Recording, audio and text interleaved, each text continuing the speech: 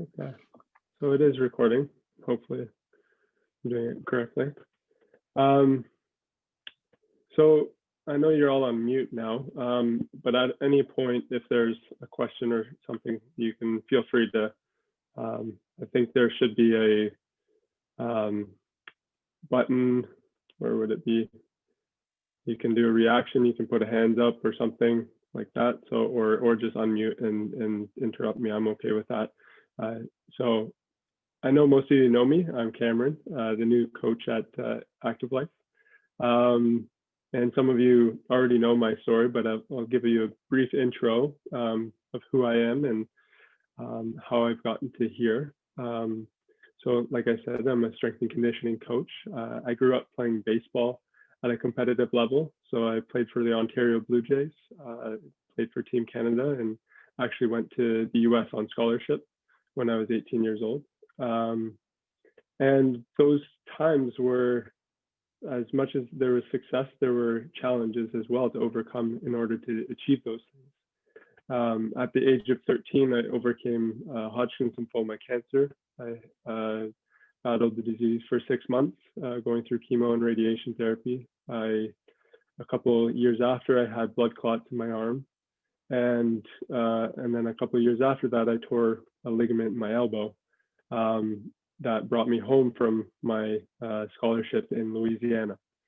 And when I came home to rehab for that elbow injury, I started to have symptoms of another blood clot and made a decision to leave the sport and start pursuing my degree in kinesiology at York University. And that's kind of what has led me down this path of strength and conditioning and coaching, where I experienced significant challenge and complications with my health that I realized it was no longer worth risking my health, my well-being for the sport. And I wanted to channel the things that I had gone through and some of the things I had learned to helping others. And really that's what motivates me on a day-to-day basis. How can I help others achieve their health and well-being, whether that's maintaining it or getting back to that high quality, high functioning state. So needless to say, there's been a lot of challenge and emotions and stress that I've had to navigate. And that's kind of why I'm here tonight to share with you some of the strategies that I've kind of come up with, or not really come up with, I've learned from others.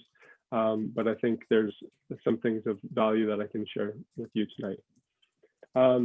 So before I dive into that, maybe if you're welcome to unmute yourself, why don't we just check in and kind of see what some of the prior knowledge about stress is, what you think it is, what's helped you, like what's your mindset around stress, if anything that comes to mind really regarding the topic, feel free to chime in and share.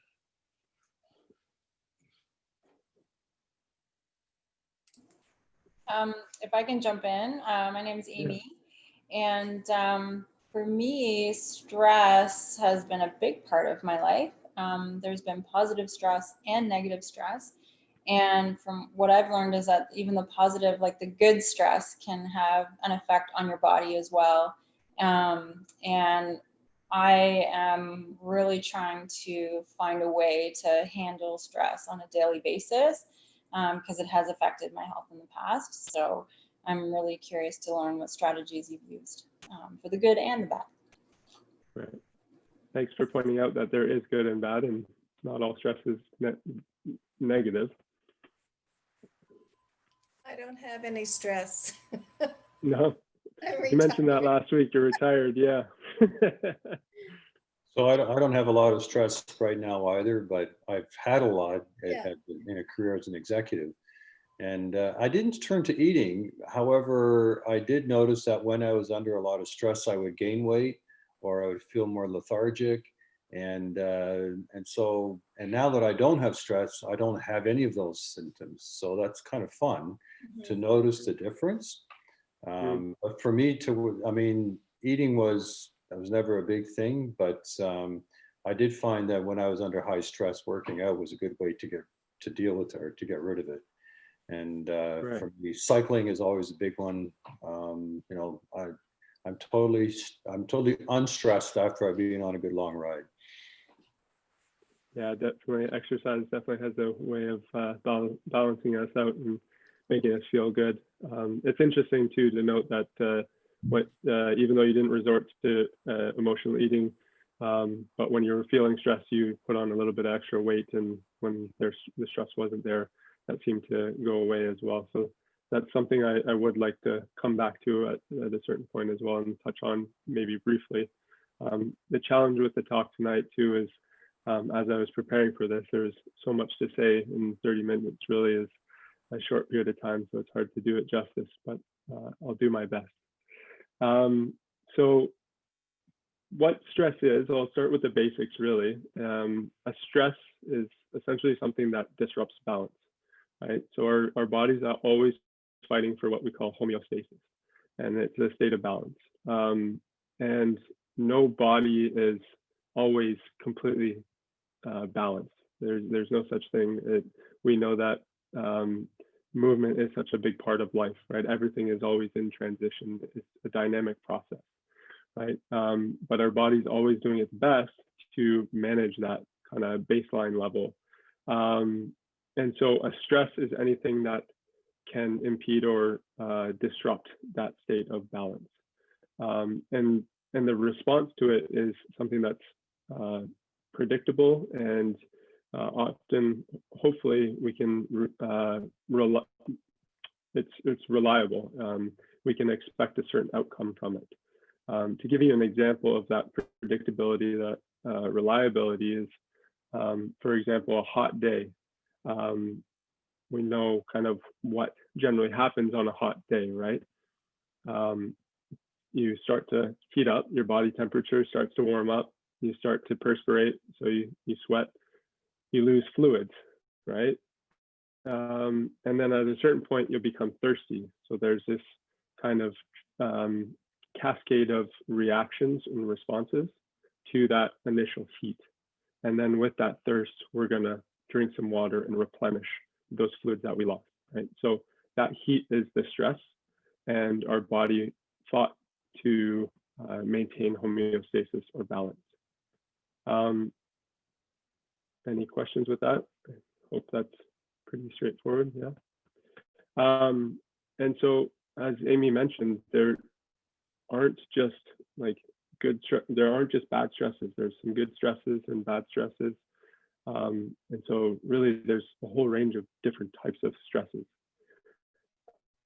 And in addition to that, some are external, what we call real, although you can also argue that the internal ones are just as real as the, I mean, we can say that the weather, a hurricane, or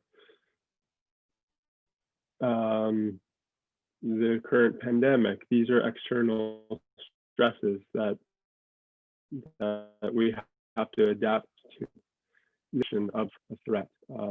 Rude remark to say about you or to you, and you perceive that as a stress. And so with all of these stresses, there's, like I kind of mentioned, there's, oh, okay. Are you guys hearing me? It just said that I signed out. You're cutting in and out a little bit. Cutting in and out. Yeah. Okay. You have to put more quarters in the machine. Yeah, I wish it were that simple. I hope it stays stable for now. I think we're back. Okay, we'll go with it. So as I was mentioning, there was, after a stress, there's some type of response that our body has. And so really we have to understand that there's a purpose behind our stress response, right? When we feel that response, it's our body's way of alerting us that there could be a threat, we have to kind of pick ourselves up, be energetic or more focused. And this really does come from a survival kind of mechanisms. In the past, we could have been chased by a bear or something. I don't know. We had to pick ourselves up and run from that. And so there's a purpose behind it. And I think that's a key thing to emphasize. I think is that negative connotation. That is something that we want to avoid at all costs. And it's important to remember that there's a purpose and that our body is doing its job to adapt to these stimuluses. And finally, I want to say that stresses are cumulative. We kind of talked about this a little bit, but so let's say someone later in an older individual, let's say they're in their 70s, life's starting to take a toll on them. They were a smoker, not very active. They have a high stress job. So all of these factors kind of play in together and accumulate on top of each other.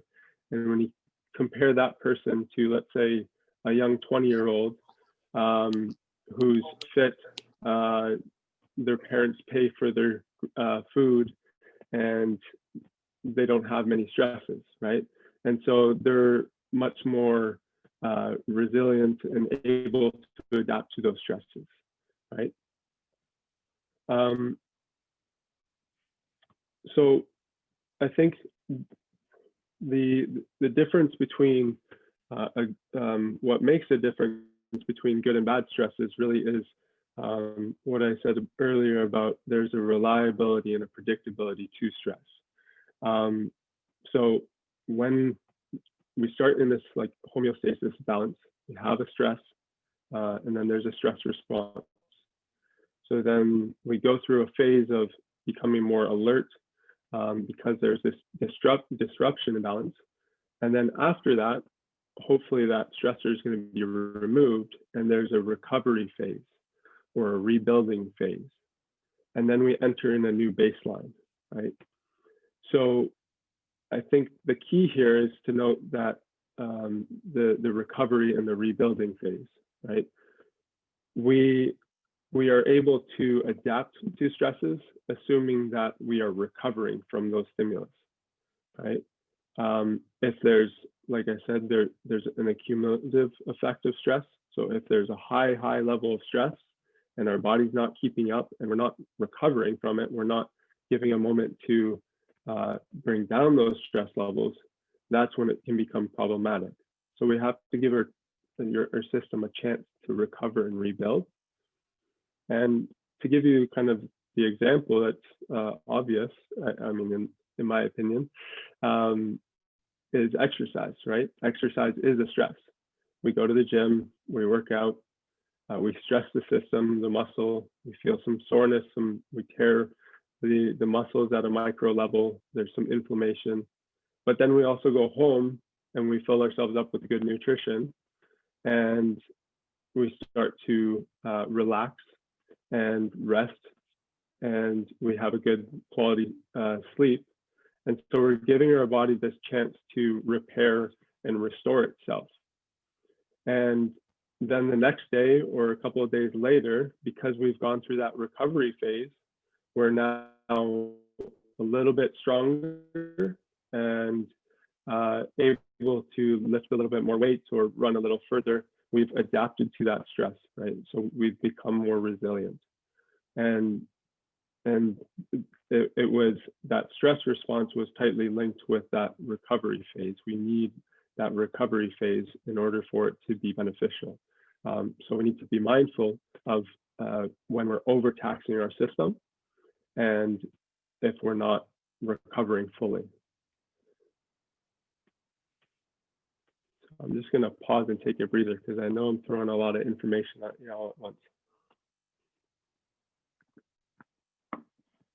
So earlier, Jack mentioned that when you were working, you were stressed, you had a little bit of weight, and then when you left that job and the stress wasn't there, the weight just kind of came off. Is that correct?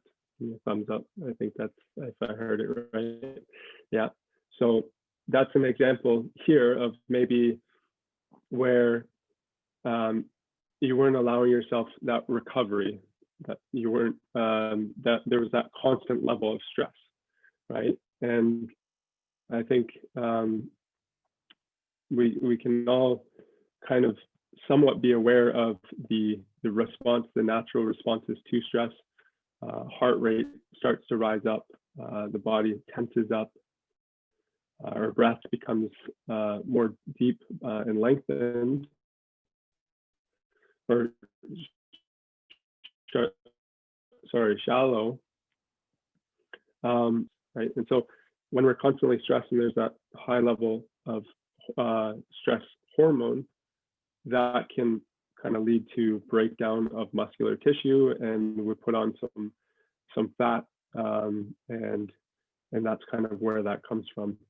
And when we remove that chronic stress, then we're allowing the body to function better and repair from that stress.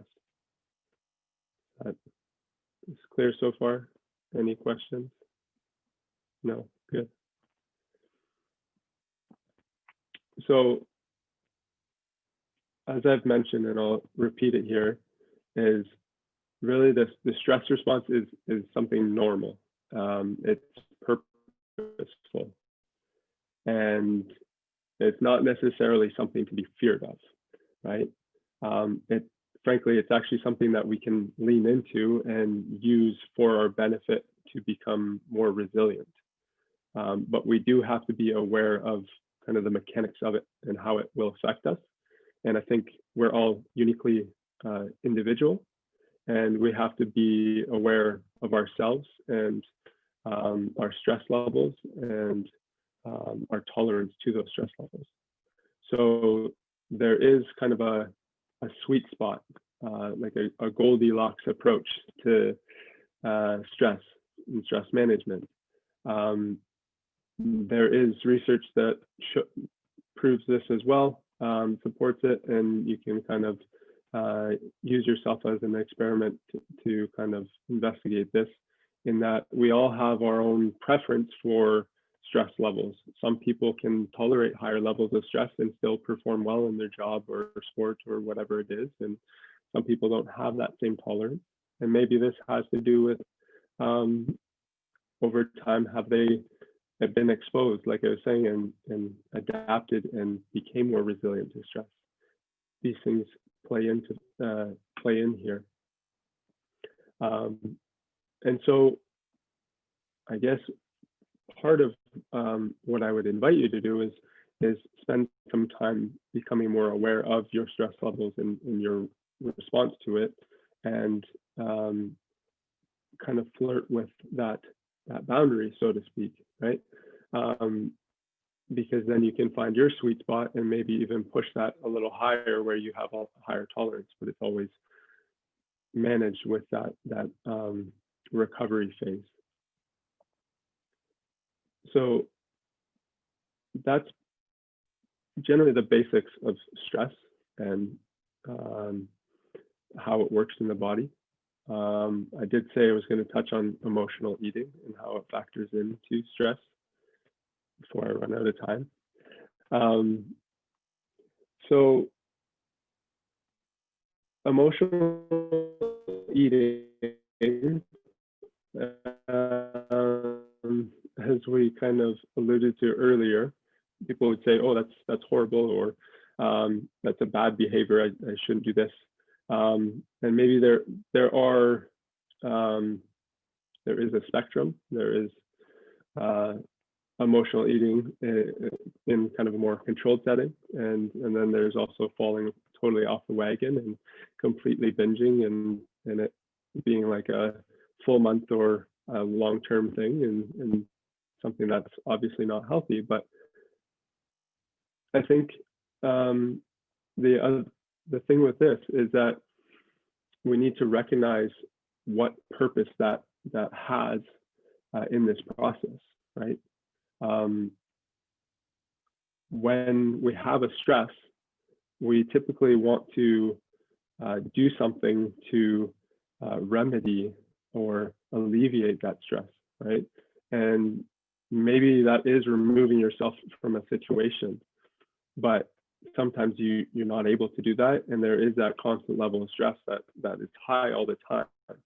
And so really, before we jump to the conclusion and say emotional eating is a bad behavior, we have to also recognize that it is our body's attempt to cope with the stress, right? It's an attempt to relieve the stress, anxiety, maybe some trauma, or like very intense emotions that are going on that we commonly reach for. They're often, I don't know many people. That says my internet's unstable again. Okay. So I don't know many people that probably reach for like a big salad or a bowl of green beans or veg or whatever when they're stressed out, right? I think you can probably all have an idea of what we commonly go for when we're stressed and when we want that comfort food, right? And it's typically a combination of sugar, fat, and salt with this mixture. Those are like highly processed foods, which we term highly palatable, right? So they kind of light up our brain and give us that reward, and it has an addictive quality to it, but it is also extremely comforting. And from that comfort, you do provide yourself with short-term relief, right? Which in some sense could be good. It could allow you to alleviate some of that, the intense emotions that you couldn't sit with. At the same time, if we were to think of what the self-compassionate response would be, it's so self-compassion, I'll be clear on, I think we all have an idea of what that is, but having a kindness towards each other and ourselves.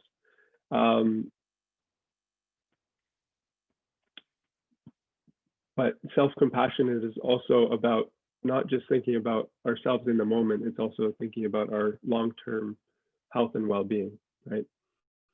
So the self-compassionate response here is to sit with those emotions that are arising and to recognize that there was a purpose behind those eating behaviors.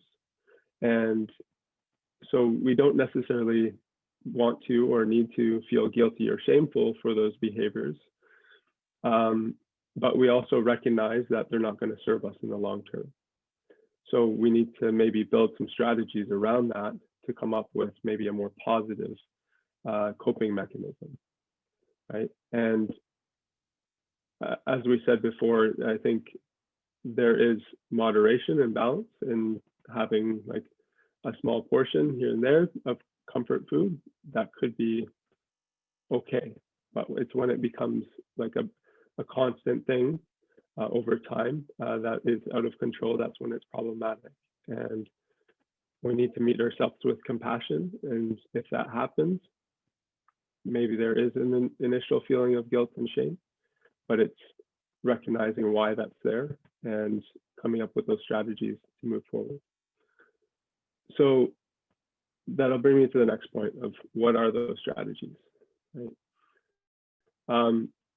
I'll leave you with two. I don't have a lot of time to go into depth in both of them, and I want to touch on one more than the other. So the first is really plan, prepare, and prioritize, right? Look at your schedule and see what you have in the week, what all your tasks are that you need to accomplish, and see how, like, maybe you're overextending yourself. And there's a question here. I'll come back to this question. Never mind, not a question. Um, so yeah, looking at how the stress in the week can accumulate and how can you prioritize those things that need to get done, and maybe some of the things can be taken off the list, right? Taken off your schedule so that you have some room to breathe and you're not overwhelmed constantly, right? And if having the self-compassionate response for yourself is important, is a priority, then I think this is something that is a necessary strategy. And the last thing that I want to come to and really emphasize is the power of the breath.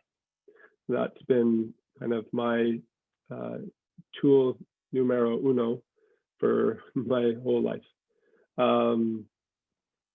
So there's many interesting things about the breath, but it's the one thing in our body that can be controlled both voluntarily and involuntarily.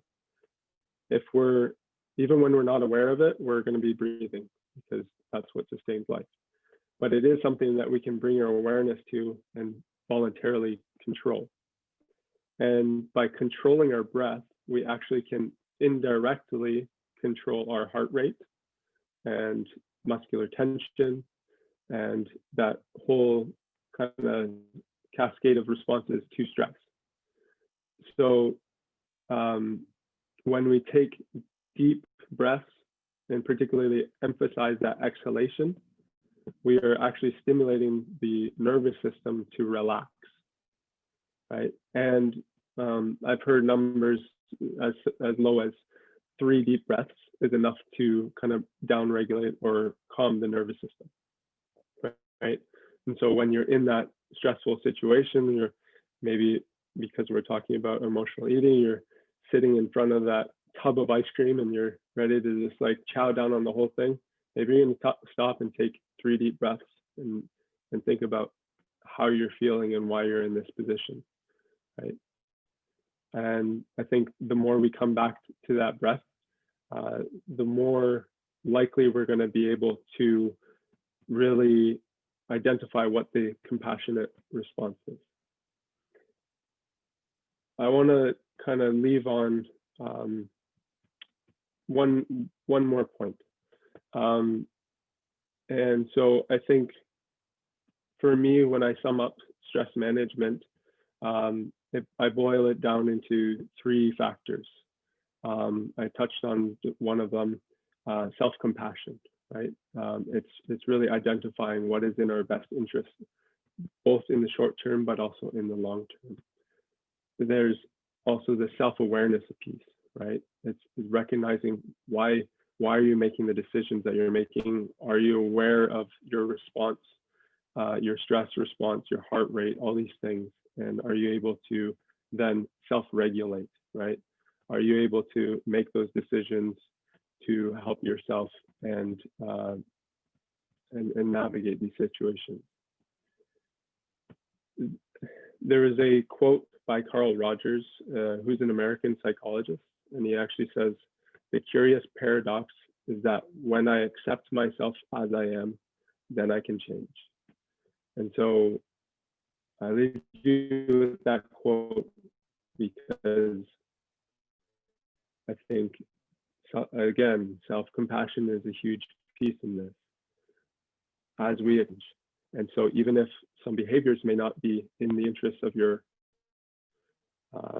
best self in the future, it's okay. And you can love yourself no matter if you made a mistake or failed in some respect. You continue to prioritize yourself and make decisions that's going to be in your interest in the long term. I'll leave you out with that. So if there's any questions, feel free to chime in. Thanks for joining. Well, thanks, Cameron. Yeah, it's interesting because I'm not a binge eater, so I guess but stress is a very real thing, even when you don't have a lot of stress. Is it possible not to have enough stress? Is it possible to have not enough stress? I'm not saying it right, but because I get energized by stress. Mhm. And I if think I so. don't have any, then I say, okay, what am I doing wrong? Maybe I should create some stress. And I do. He and I- does that easily.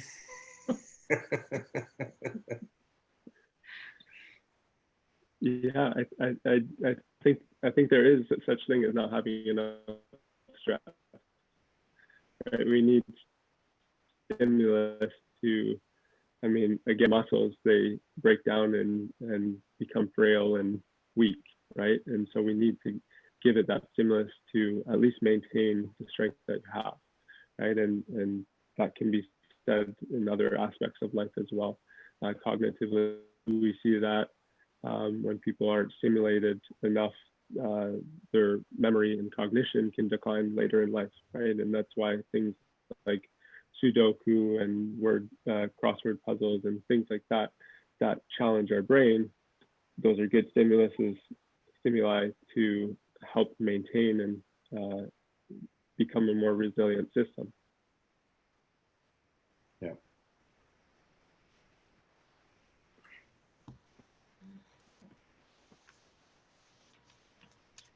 All right. Anybody else? Good.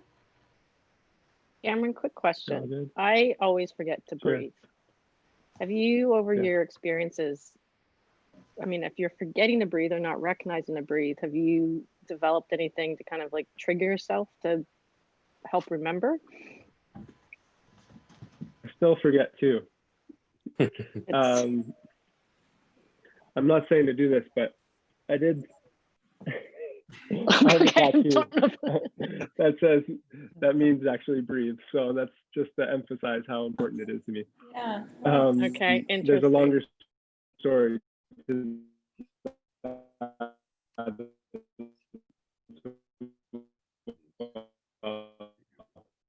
But I'm not saying like I do breathing here. Give it a minute. Okay, we're back.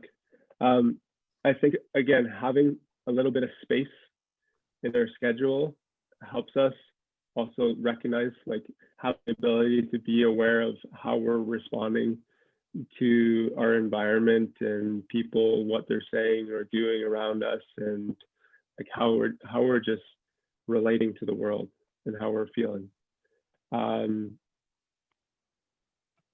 That's my and sometimes that's not possible and you're in the moment and you just kind of recognize, oh, like I'm clenching, I'm bracing, my heart's racing. And then, so maybe those are also cues that, okay, I got to take a couple of deep breaths and calm the system, right? So yeah, you're not always going to be aware of it. And you're going to get stressed out and those things are going to happen. That's okay, that's part of life, right? And it's a practice of coming back to the breath and just catching yourself in those moments. Yeah, I guess a mindful practice of just trying to keep doing it. Repetition equals perfection eventually, maybe. Not perfection, progress. Progress. Okay, better. Yes. Yeah. Brigitte, do you have an Apple Watch? No. Because Apple Watch every so often has a little sensor and I feel it vibrate and I look down and it says breathe. And it reminds me to Seriously? breathe, like really. And I actually haven't looked into it to figure out if it's when I'm shallow breathing and I am kind of in a stress phase that they do it, or if it's just an auto thing that happens. But you can then set it to do like it guides you through inhale, exhale to lengthen out your breath for 1, 3, or 5 minutes. I think even 10 minutes. So that's just, that's another little tool. You're asking about ways to remember. You could set a reminder on a device that you have with you to remind you. And as Cameron said, even as little as 3 deep, meaningful breaths can make an impact. Yeah, no, for sure. That's a good idea. Thank you.